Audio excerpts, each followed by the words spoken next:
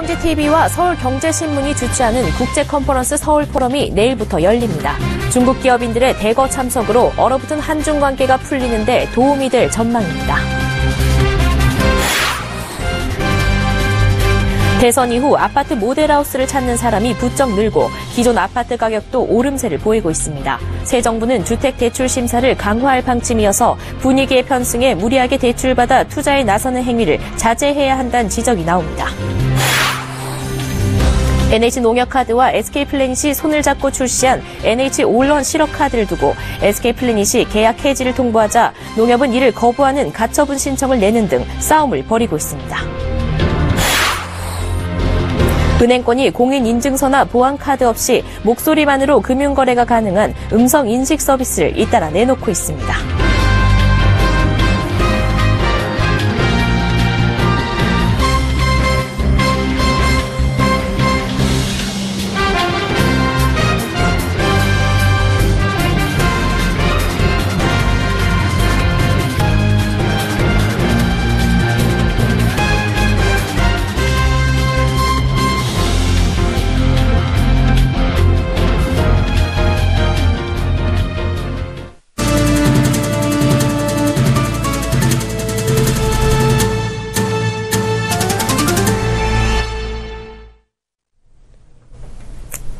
시청자 여러분 안녕하십니까? 센 경제 현장 양한나입니다.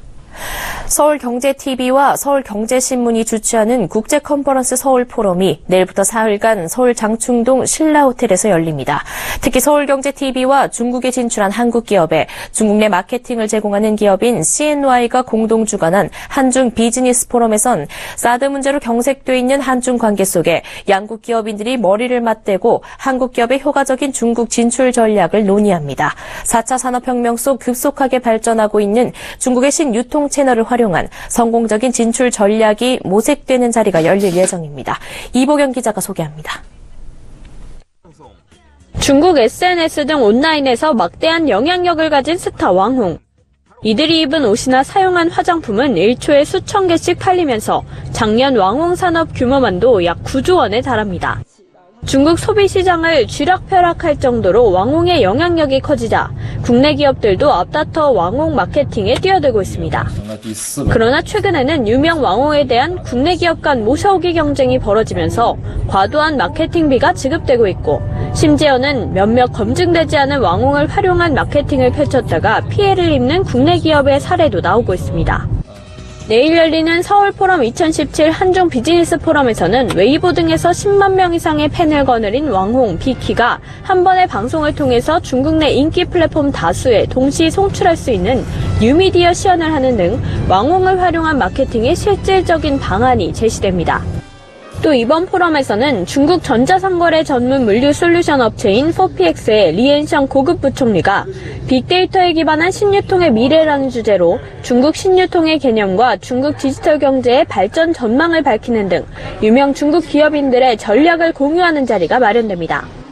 중국 시장의 빠른 변화, 그리고 그 시장에 맞춘 우리 한국 기업들의 진출 전략, 이 부분들을 한국 기업분들한테 소개해드리고 그 부분에서 성공적인 중국 진출들을 이룰 수 있도록 저희가 지원하기 위해서 특히 이번 포럼에서는 앱 속의 앱을 구현한 웨이신 미니 앱을 개발한 샨쿠의 하오시엔웨이 대표, 중국 최대 맞춤형 개발 여행 플랫폼을 운영하는 6인 여행망 공동 창립자 차오시 등 중국의 신유통을 이끌고 있는 주요 기업의 인사들과 직접 소통하고 1:1 상담을 진행할 수 있는 기업 매칭 사업 상담도 진행됩니다.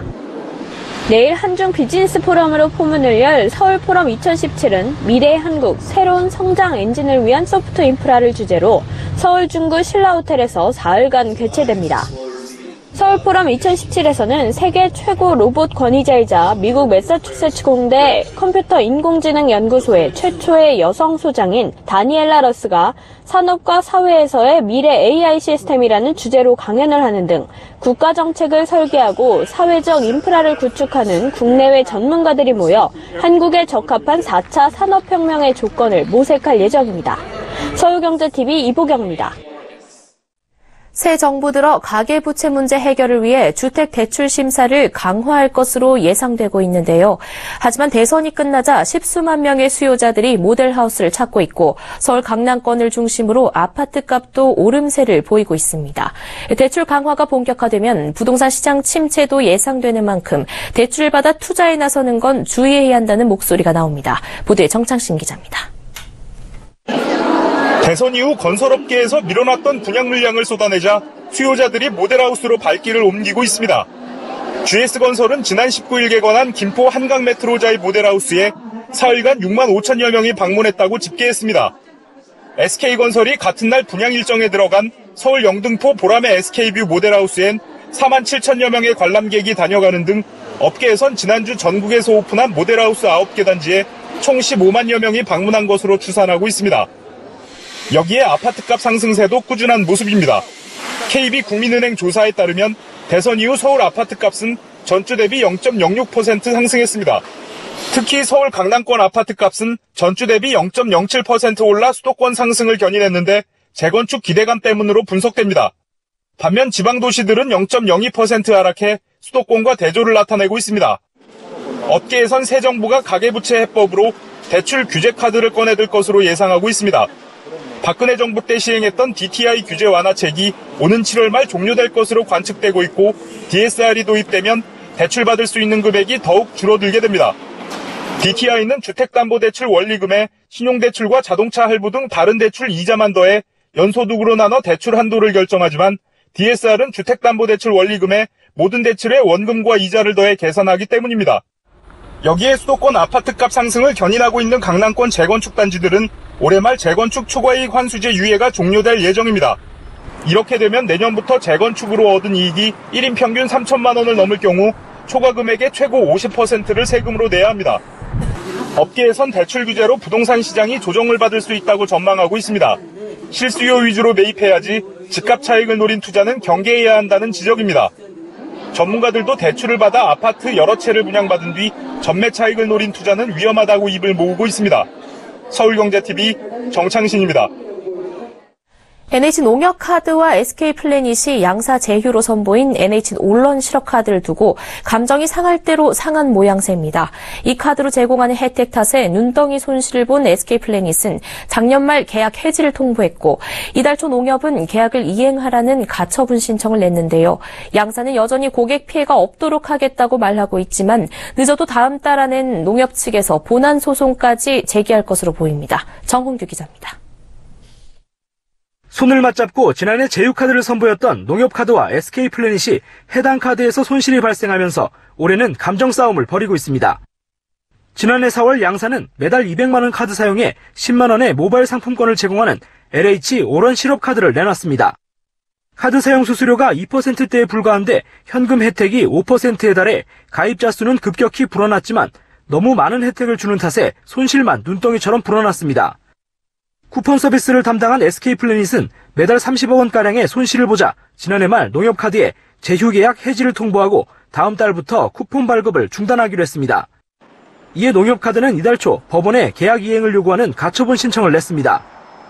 SK플래닛은 농협으로부터 국내 사용 금액만을 기준으로 수수료를 받는데 쿠폰은 해외 사용에도 제공하는 것을 문제 삼아왔습니다. 이 회사 관계자는 지난해 말 계약 해지를 통보한 후에도 고객 피해가 없도록 서비스를 유지해왔다며 지난 5개월간 농협카드는 아무런 노력도 하지 않다가 이제 와서 대체 서비스를 찾으며 가처분 신청을 냈다고 말했습니다. 이에 대해 농협 측은 올 들어 쿠폰 발급 비용은 농협이 부담했다며 서비스를 유지하기 위해 노력하는 것이 누구인지 생각해봐야 한다고 반박했습니다. 비용 부담을 해서라도 서비스를 계속 제공하려 했지만 SK플래닛은 서비스를 중단하려고만 해 고객 피해를 막기 위해 가처분 신청을 냈다는 겁니다. 양사가 소송전을 피하기 위해서는 해외 사용에 대한 쿠폰 발급 문제와 운영비 절감, 상품 구조 변경 등이 합의돼야 합니다. 그러나 감정 싸움으로 치달은 마당에 양사 합의를 기대하긴 어려워 보입니다. 서울경제TV 정원규입니다. 은행권이 앞다퉈 음성인식 금융 서비스를 내놓고 있습니다. 인공지능이 목소리를 인식해 말만 하면 금융거래가 이루어지는 건데요. 특히 모바일 기기에 익숙치 않은 노년층의 인기를 끌 전망입니다. 앵커 리포트입니다. 우리은행이 지난 3일 은행권 최초로 선보인 음성인식 서비스 소리. 우리은행의 기존 플랫폼 위비톡과 위비뱅크의 음성인식 인공지능 기술을 접목한 겁니다. 공인인증서나 보안카드 없이 목소리만으로 계좌와 거래 조회, 상품 가입 안내뿐 아니라 송금과 이체까지 가능합니다. KB 하나은행도 SK텔레콤의 AI기기 누구를 통해 음성 금융 서비스를 시작했습니다. 역시 계좌의 잔액과 거래 내역 조회, 환율 환전 조회, 지점 안내 등을 음성으로 묻고 들을 수 있습니다. 하반기에는 계좌 이체 등으로 서비스를 확대할 계획입니다. 최근 은행권이 너도나도 음성인식 서비스에 나서는 이유는 디지털 환경과 모바일 금융거래를 이용하는 고객의 편리성을 더 강화하기 위해서입니다. 특히 평소 인터넷 모바일 뱅킹에 익숙지 않았던 고령층 고객까지 아우를 수 있을 것으로 기대됩니다. 정말 은행을 찾아가지 않아도 되는 거죠. 내가 원하는 거래를 음성으로 입력만 시켜주면은 쉽게 대화로 풀어서 설명해 줄 수가 있는 거예요. 간편함과 편리함을 무기로 등장한 인터넷 전문은행에 대응하기 위한 전략도 있습니다. 우리은행은 인공지능을 비롯한 신기술 개발에 박차를 가하기 위해 디지털 전략부를 신설하기도 했습니다.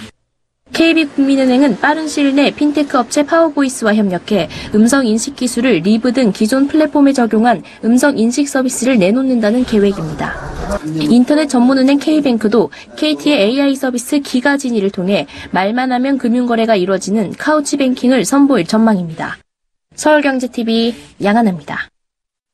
문재인 정부 출범 이후 비정규직의 정규직 전환 속도가 빨라지고 있습니다. 대기업 중엔 처음으로 SK브로드밴드가 5,000명이 넘는 비정규직 인력을 정규직으로 전환키로 했는데요.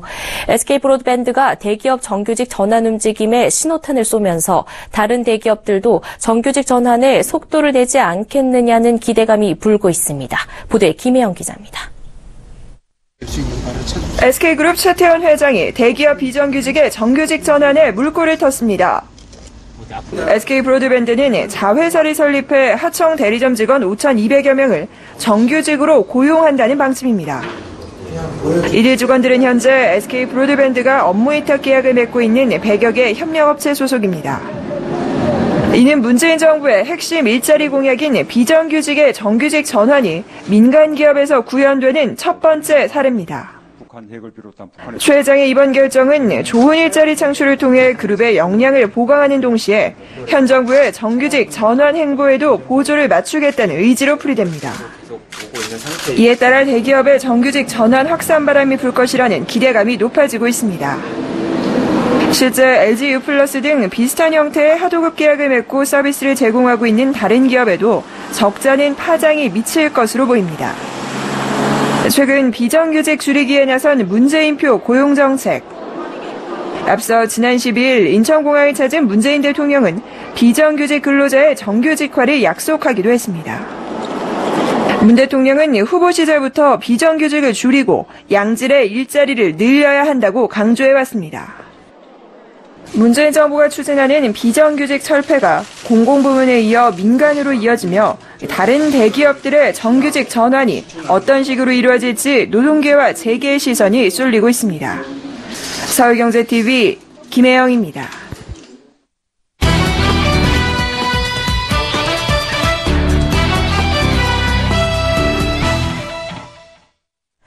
문재인 대통령 취임 후 연일 화제를 모으고 있는 것 중 하나가 바로 인사입니다. 특히 경제민주화 대부라 불리는 장하성 교수가 청와대 정책실장으로 발탁되고 재벌 저격수로 꼽히는 김상조 교수가 공정거래위원장으로 내정되면서 재벌개혁과 기업 지배구조 개편 등이 본격 이루어질 것이란 기대가 커지고 있습니다. 이 지배구조가 개편되면 그동안 취약했던 지배구조로 저평가된 기업들의 주가가 오르고 우리 증시가 더 활기를 띨 것이란 전망도 나옵니다. 그래서 오늘 투데이 포커스에서는 문 대통령 정부의 지배구조 개편 정책이 기업들의 주가와 증시에 어떤 영향을 미칠지 김성훈 기자와 알아보겠습니다. 안녕하세요. 네, 안녕하세요. 네, 문재인 대통령이 후보 시절부터 강력하게 언급해온 공약 중 하나가 바로 경제민주화인데요. 이번 청와대와 내각 인사를 봐도 경제민주화와 재벌 개혁에 대한 의지를 내보이고 있는 것 같은데요. 네, 그렇습니다. 이번에 청와대 정책실장으로 임명된 장하성 교수와 공정거래위원장으로 내정된 김상조 교수는 모두 학계와 시민단체에서 재벌 개혁 활동을 해온 인물입니다. 장 실장과 김 내정자가 함께한 대표적인 재벌 개혁 운동으로 소액주주 운동이 있는데 소액주주운동이란 주주 자격으로 주주총회에 참석해 대기업의 경영과 지배구조를 감독하는 겁니다. 장 실장은 소액주주 자격으로 지난 1997년 3월 제1은행 주주총회에서 경영진의 부실경영 책임을 물었고, 김 내정자는 지난 2004년 삼성전자 주주총회에 참석해 윤종용 당시 삼성전자 부회장과 논쟁을 벌이기도 했습니다. 올해 대선에서 두 사람의 조언으로 탄생한 공약들도 서로 비슷했는데, 대표적으로 대기업 지배구조 개선, 일감 몰아주기 등 불공정 행위 견제, 대기업 소유의 금융회사에 대한 규제 강화 등이 있습니다. 네, 하지만 아무리 좋은 의도로 시작된 재벌개혁이라 하더라도 경우에 따라선 기업들의 경제활동을 좀 주춤하게 만들거나 증시에 악영향을 줄 수도 있을 것 같은데요. 네, 그럴 가능성이 전혀 없는 것은 아니지만 정치권에서는 장 실장과 김 내정자가 일방적으로 경제민주화 법안과 과도한 규제를 강요하기보다는 현행 법률을 실효성 있게 유지하면서 기업에 기회를 주는 방향으로 정책을 시행해 나갈 것으로 예상하고 있습니다.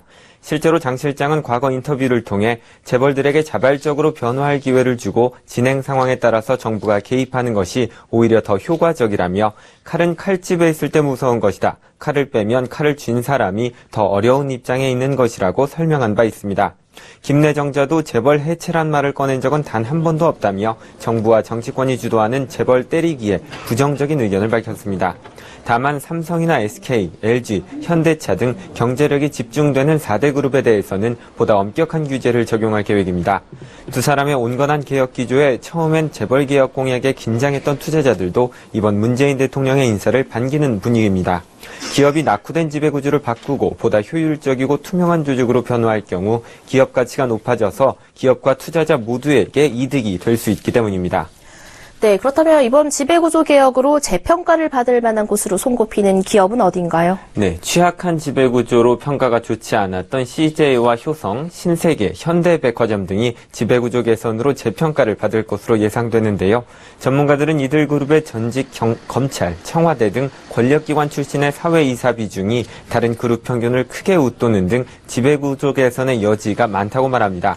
대신지배구조연구소에 따르면 CJ그룹의 경우 전직 권력기관 출신의 사회이사 비중이 무려 65.5%로 30대 그룹 평균보다 25%포인트 이상 높은 것으로 나타났습니다. CJ그룹 등은 자산 가치가 높은 상장 계열사를 보유하고 있기 때문에 지배구조가 일단 개선되면 기업 가치 재평가와 함께 주가도 더 오를 수 있다는 것이 전문가들의 설명입니다. 실제로 지배구조 개편에 대한 기대감으로 CJ 주가는 오늘 0.96% 올랐고 효성도 4.95% 급증했습니다. 네, 현대차 그룹도 순환출자 문제 때문에 지배구조 개선 대상의 1순위로 꼽히고 있다고요? 맞습니다. 김상조 공정거래위원장 내정자도 현재 순환출자 문제가 되고 있는 것은 사실상 현대차 그룹 한 곳뿐이라고 말했듯이, 현대차 그룹은 현재 현대모비스, 현대차, 기아차, 현대모비스로 이어지는 순환출자 구조를 띠고 있습니다. 현대차 그룹이 이 같은 구조를 풀기 위해서는 지주회사 체제로 전환할 수밖에 없지만 여기에는 5조 원이 넘는 막대한 자금이 들어갑니다. 하지만 시장은 이미 5조 원의 비용보다 지배구조 개편으로 높아질 기업 가치에 기대를 걸고 있습니다. 현대차 그룹 지주회사 전환설이 대두되면서 상장 계열사 중 현대차의 주가는 지난 15일부터 4일 만에 10% 넘게 올랐습니다. 현대차 그룹은 공시를 통해 지주사 전환설을 공식 부인했지만 현대차 주가는 오늘도 현대차 우 기준 0.96% 올랐습니다. 새 정부의 정책이 기업들의 주가에 미칠 영향에 대해 김성훈 기자와 이야기 나눠봤습니다. 오늘 말씀 고맙습니다. 감사합니다.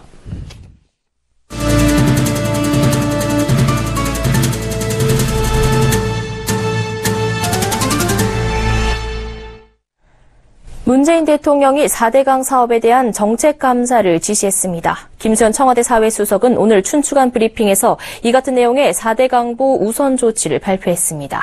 청와대는 특정인에 대한 불법 비위 행위를 밝혀내기 위한 감사가 아니라고 선을 그었지만 정책 감사에서 명백한 불법 행위나 비리가 나타날 경우 상응 처리한다는 방침이어서 이번 검사 결과에 따라 4대강 사업을 추진한 이명박 정부에 대한 수사로 이어질 가능성이 있습니다. 문 대통령은 또 여름철을 맞아 녹조가 심하게 발생할 가능성이 높은 4대강 보에 대한 수문의 상시 동시 개방을 지시했습니다. 우선 개방되는 6개 보는 낙동강의 고령보와 달성보, 합천 창녕보, 창녕 함안보, 금강의 공주보, 영산강의 죽산보 등이며 취수와 농업용수, 지하수 수위를 고려해 영향을 주지 않는 수준에서 수문이 개방됩니다. 청년 실업률이 지난 4월 기준 사상 최고를 기록했지만 중소기업은 인력난에 시달리고 있습니다. 중소기업연구원에 따르면 중소기업의 80.5%가 현재 회사에서 필요한 인력을 채용하는데 어려움을 겪고 있다고 답했습니다. 매우 어렵다가 21%, 다소 어렵다가 59.5%로 구인 어려움을 호소한 중소기업이 80.5%나 됐습니다. 어렵지 않은 편이다와 거의 어렵지 않다는 응답은 합해서 20%에 못 미쳤습니다.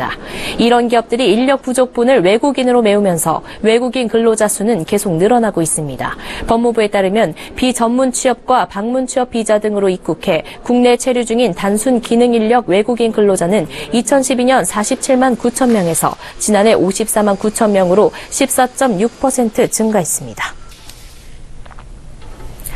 앞으로 금융회사가 수수료를 함부로 신설하거나 올릴 수 없도록 하는 방안이 추진됩니다. 금융당국은 은행의 가상금리와 연체금리 산정 기준을 마련해 올해 안에 시행하기로 한 데 이어 문재인 대통령 공약인 금융수수료 적정성 심사제도 도입에 착수했습니다. 현재는 수수료 적정성 심사제도 도입의 필요성과 도입할 경우 구체적인 방안 등을 검토하는 단계입니다. 실제 제도가 도입되면 금융회사의 잇따른 수수료 신설 움직임에 제동이 걸릴 것으로 보입니다. 은행 수수료의 경우 시티은행이 지난 3월 계좌 유지 수수료를 받기로 한 데 이어 일부 은행들이 창구거래 수수료와 통장 개설 수수료 등 새로운 수수료의 신설을 검토한다고 알려져 논란이 된 바 있습니다. 하지만 일각에서는 시장에서 결정돼야 할 가격에 정부가 무리하게 개입하면 부작용을 유발할 수 있다는 우려가 제기됩니다. 국내 은행 수수료는 미국이나 일본 등 다른 나라와 비교하면 종류도 많지 않고 금액도 적은 편입니다. 특히 국내 금융 소비자들은 유독 금융회사 수수료에 반감이 커 수수료 신설이나 인상을 검토한 은행은 있어도 실제 실행에 옮긴 곳은 많지 않습니다. 코스피가 오늘 전거래일보다 0.68% 상승하며 종가 기준 최초로 2,300선을 돌파한 2,304.03으로 거래를 마쳤습니다. 지난 11일 2,296.37로 종가 최고치를 경신한 지 7거래일 만에 새 기록을 세운 겁니다. 오늘 코스피 종가 기록 경신에는 외국인의 활약이 컸습니다. 외국인은 트럼프 대통령 탄핵 이슈 등 미국 정치 불확실성에도 불구하고 2,890억 원을 매수했습니다. 반면 기관과 개인은 각각 2,592억 원, 897억 원을 팔았습니다. 지난 19일 미국 뉴욕 증시 주요 지수가 일제히 반등에 성공한 것도 호재로 작용했습니다. 다우지수는 전장보다 0.69% 올랐고 S&P 500과 나스닥도 각각 0.68%, 0.47% 상승 마감했습니다. 코스피 시가총액도 1,515조 7,970억 원으로 사상 최대치를 기록했습니다. 전문가들은 이란 대선 관련 불확실성이 해소되면서 글로벌 투자 심리가 개선됐다며 앞으로도 점차 오를 것이라고 전망했습니다. 카카오가 일본 최대 택시회사 니혼교통과 업무 협약을 맺고 이르면 올 연말부터 일본에서 카카오 택시 서비스를 시작합니다. 카카오 택시가 국외 서비스를 선보이는 건 이번이 처음입니다. 해양수산부가 해양자원개발 방위체계 구축 등을 위해 지난 2012년부터 수중 광역 이동통신 시스템 기술 개발 사업을 추진하고 있는 가운데 오늘 수심 100m 바닷속에서 30km 거리의 양방향 통신 시험에 성공했습니다. 기존 최대거리 12km를 2배 이상 뛰어넘는 결과로 세계 최고 수준의 기술이라고 해수부는 설명했습니다. SK텔레콤이 앞선 차량의 위험 상황을 뒤따라오는 차량의 T맵으로 알리는 T-리모트-I V2X 기술을 하반기 중 상용화하기로 했습니다. 앞선 차량이 급제동할 경우 뒤따르는 차의 T맵에 자동으로 경고를 보내 사고를 방지하는 기술입니다. 블룸버그에 따르면 오늘 비트코인 대비 달러 환율은 1비트코인당 2,085.21달러로 사상 최고를 경신했습니다. 일본과 중국 투자자들이 비트코인을 대거 사들였기 때문입니다. 일본은 지난달 비트코인을 합법적 결제 수단으로 인정했고 중국은 홍콩 비트코인 거래소에 비트코인이 미국 달러로 쉽게 교환될 것이라는 기대감이 나옵니다. 센 경제 현장 여기까지입니다. 시청해주신 여러분 고맙습니다.